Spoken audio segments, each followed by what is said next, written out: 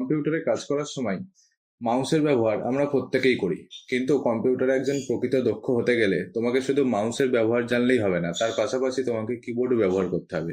কারণ কিবোর্ড ব্যবহার করলে তুমি কাজগুলোকে খুব তাড়াতাড়ি করতে পারবে, এবং কিছু কাজ তো এমনও রয়েছে যেগুলো আমাদের মাউস দিয়ে করতে গেলে অনেক বেশি স্টেপ ফলো করতে হয়, আর কিবোর্ডে সামান্য একটা ক্লিকেই হয়ে যায়। তাহলে চলো সময় নষ্ট না করে আজকে এরকম 10টা শর্টকাট আমরা দেখে নিই, যেগুলো আমাদের প্রতিদিনের কাজের মধ্যে প্রয়োজন হয়েই থাকে। যে দেখো, আমরা একটা ডেস্কটপের ওপরে রয়েছি। আমরা ডেস্কটপের ওপরে থেকে উইন্ডোজ বাটন ধরে, কিবোর্ডের উইন্ডোজ বাটন ধরে যদি প্লাস চিহ্নে প্রেস করি, মানে প্লাস বাটনটা প্রেস করি, তাহলে দেখো আমাদের স্ক্রিনটা জুম ইন হচ্ছে। এবং ঠিক তার উপরেই একটা মাইনাসের বাটন আছে, সেই মাইনাস বাটনটা যদি তুমি প্রেস করো কিবোর্ড থেকে, তাহলে দেখো তোমার স্ক্রিনটা জুম আউট হচ্ছে। এটা যে শুধু ডেস্কটপের ওপরেই হবে তা নয়, তুমি এখান থেকে কোনো একটা ব্রাউজার খুললে, ব্রাউজার খোলার পর এখানেও যদি তুমি একই রকম ভাবে উইন্ডোজ ধরে প্লাস সাইন প্রেস করো, দেখো স্ক্রিনটা জুম হচ্ছে আর মাইনাস দিয়ে জুম আউট হচ্ছে। তাহলে এটা গেল আমাদের প্রথম শর্টকাট। নেক্সট শর্টকাটে আসি। নেক্সট শর্টকাট আমরা দেখব টাস্ক ম্যানেজারের। টাস্ক ম্যানেজারের ব্যবহারটা হয়তো অনেকেই জানে না। টাস্ক ম্যানেজার কি, যে আমরা যখন কম্পিউটারে একাধিক উইন্ডো খুলছি বা কাজ করছি, অনেক সময় কি হয়, কোনো অ্যাপ ক্র্যাশ করে যায়, অর্থাৎ অ্যাপটার কাজ করতে চায় না, আমরা সেটাকে চাইলেও বন্ধ করতে পারি না, বা ব্যাকগ্রাউন্ডে অনেক সময় এমন হয় যে অনেক অ্যাপ্লিকেশন খুলে যায়। তা সেগুলোকে আমরা খুব সহজেই দেখে নিতে পারি যে আমাদের কি কি টাস্ক ব্যাকগ্রাউন্ডে চলছে, বা সেগুলোকে ডাইরেক্ট বন্ধ করতে পারি। এটার জন্য তোমাকে কিবোর্ড থেকে কন্ট্রোল বাটন, শিফট বাটন আর ইএসসি বাটন যেটা থাকে সেটা প্রেস করবে। প্রেস করলেই দেখো এখানে টাস্ক ম্যানেজার দেখিয়ে দিচ্ছে, এবং এখানে আমাদের অ্যাক্টিভ অ্যাপ্লিকেশনগুলো শো করছে। আচ্ছা, নেক্সট নেক্সট হলো আমাদের লক স্ক্রিন। আমরা জানি স্ক্রিন লক, মোবাইলের মধ্যে স্ক্রিন লক থাকে, স্ক্রিন লক সেরকম কম্পিউটারেও হয়।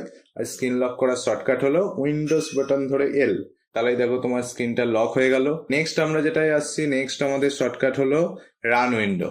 রান উইন্ডোর ব্যবহার আমরা প্রত্যেকেই জানি, অনেকে সার্চে গিয়ে রান বলে লেখে, কিন্তু সেটার প্রয়োজন নেই। তোমরা কিবোর্ড থেকে উইন্ডোজ বাটন ধরে আর প্রেস করবে, তাহলেই দেখো এখানে রান উইন্ডো চলে আসবে, এবং রান উইন্ডো থেকে কম্পিউটারের প্রচুর কাজ করা যায়। সেগুলো আমরা জানি, কোনো অ্যাপ্লিকেশন খোলা, কোনো ভেতরে সেটিংসের কাজ করা, বিভিন্ন প্রকার কাজ এই রান উইন্ডো থেকে হয়ে থাকে। আচ্ছা, নেক্সট আমরা আসছি সেটিংসে।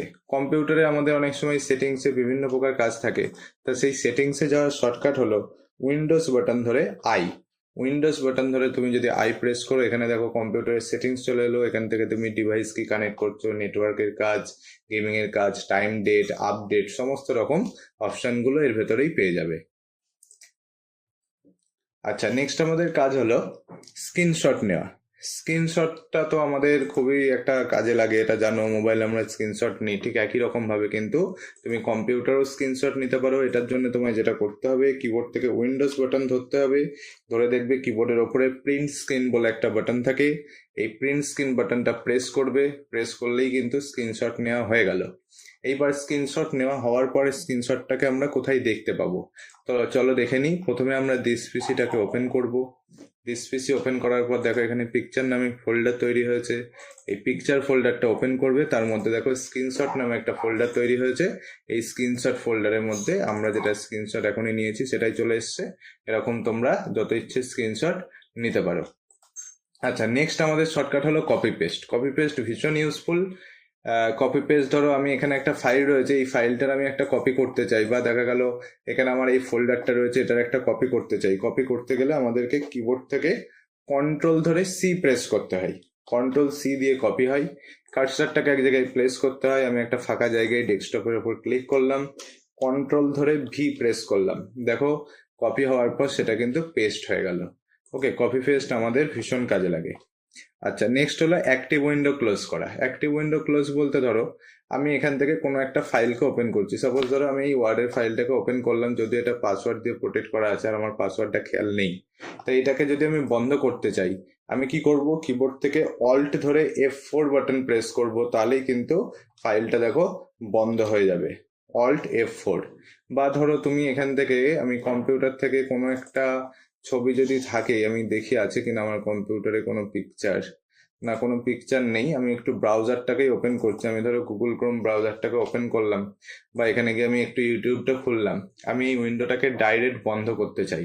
এটা বন্ধ করতে গেলে তুমি কিবোর্ড থেকে অল্ট ধরে F4 প্রেস করবে, তাহলেই বন্ধ হয়ে যাবে যে কোনো অ্যাক্টিভ উইন্ডো। এবং তুমি যখন ডেস্কটপের ওপরে আছো তখন যদি অল্ট ধরে F4 প্রেস করো, এই অল্ট F4 দিয়ে কিন্তু তুমি এখান থেকে shut down, sign out, sleep, restart, switch user সমস্ত অপশনগুলোতেই যেতে পারবে।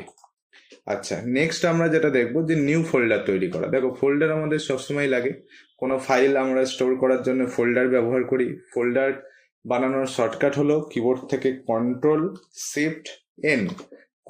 শিফট এন প্রেস করলেই কিন্তু এখানে ফোল্ডার চলে আসবে। এবং আমি ফোল্ডারটার একটা নাম দিয়ে দিলাম নিউ ওয়ান। তাহলে নতুন ফোল্ডার বানানোর shortcut Ctrl+Shift+N। Next and last shortcut আজকের মিনিমাইজ করা। দেখো, অনেক সময় কি হয়, আমরা কম্পিউটারে একাধিক উইন্ডো খুলে রাখি। যেমন দেখা গেল আমার ইউটিউবটা এখানে আমি খুললাম, ইউটিউবটা ওপেন করার পর এখান থেকে দেখা গেল তোমার এখান থেকে OBS স্টুডিওটা খোলা রয়েছে, বা এখান থেকে দেখা গেল ফাইল ম্যানেজারটা খোলা রয়েছে, এখান থেকে দেখা গেল মাইক্রোসফট এজটা খোলা রয়েছে। এরকম এখানে একাধিক উইন্ডো আমার কিন্তু খোলা রয়েছে। ঠিক আছে, একাধিক উইন্ডো দেখতে পাচ্ছ তোমরা খুলে রেখেছি। তা এই উইন্ডোগুলোকে আমি যদি একবারে বন্ধ করতে চাই, তখন আমরা কি করব, আমরা কিবোর্ড থেকে উইন্ডোজ বাটন ধরে ডি প্রেস করব। তাহলে কি হবে, দেখো সমস্ত উইন্ডো একবারে মিনিমাইজ হয়ে গেল। ওকে, তাহলে আজকের মতো এই কটাই শর্টকাট। এছাড়াও প্রচুর শর্টকাট রয়েছে যেগুলো আমাদের প্রতিদিন কাজের জন্য লাগে। আবার অন্য একটা ভিডিওতে সেই শর্টকাটগুলো নিয়ে ফিরবো। যদি ভিডিওটা ভালো লেগে থাকে অবশ্যই চ্যানেলটাকে লাইক সাবস্ক্রাইব করে দিও। আর নেক্সট ভিডিও আবার আসছে, দেখো।